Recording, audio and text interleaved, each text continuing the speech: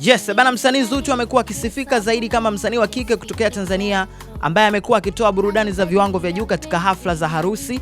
Hii inakuja pia baada ya usiku wa jana kuperform na kutoa burudani ya kipekee kwenye usiku wa biharusi Jamila ambao ulifanyika kwenye hoteli ya Johari Lotana. Sasa nikiangalia hii video ambayo unaiona hapo, mwanzoni kabisa mwa video inamuonesha namna gani Zuchu kwanza alitaka kuchukua attention ya watu ambao walikuwa wamehudhuria kwenye hafla hiyo na kuimba nao pamoja. Kitu ambacho ni tofauti pia na wasanii wengine. Msanii mwingine anaweza kafika tu akaanza kuperform bila hata kujua kuwa hata audience iliyopo pale inafurahi au inaenjoy kile ambacho kinatolewa pale. Sasa ukiangalia hii video ni kwamba Zuchu kabisa ni kama anawakumbusha, jamani, sisikii sauti zenu, nataka tuimbe kwa pamoja, tuenjoy wote, tuburudike kwa sababu tupo hapa kwa ajili ya kufurahi. Ukiachana na tukio la harusi pia, lakini inabidi tupate burudani ambayo tukiondoka hapa kila mmoja hajachoshwa na kile ambacho kimetokea ukumbini. Sasa hizi issue pia zimekuwa zikitokea kwa wasanii wengi sana. Tunaona kumekuwa kwa mfano mwaka jana 2025 tuliona wasanii wengi wakubwa nchini Tanzania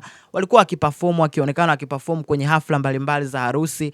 Of course nao walikuwa wakifanya vizuri sana, lakini kwa Zuchu mimi naonaga ni tofauti kidogo kulingana na kile ambacho nimekuwa nikikishuhudia mara kadhaa. Sasa sitaki kuwa muongeaji sana, nataka nikuachie hii video uitazame afu utoe maoni yako kuhusiana na hichi ambacho umekiona. Mimi naitwa Bounce, kisha unanifollow ili usipitwe na taarifa zote zinazohusu burudani, si ndio?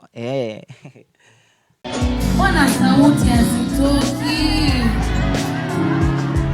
Tunaimba tena. Zitatoka saizi.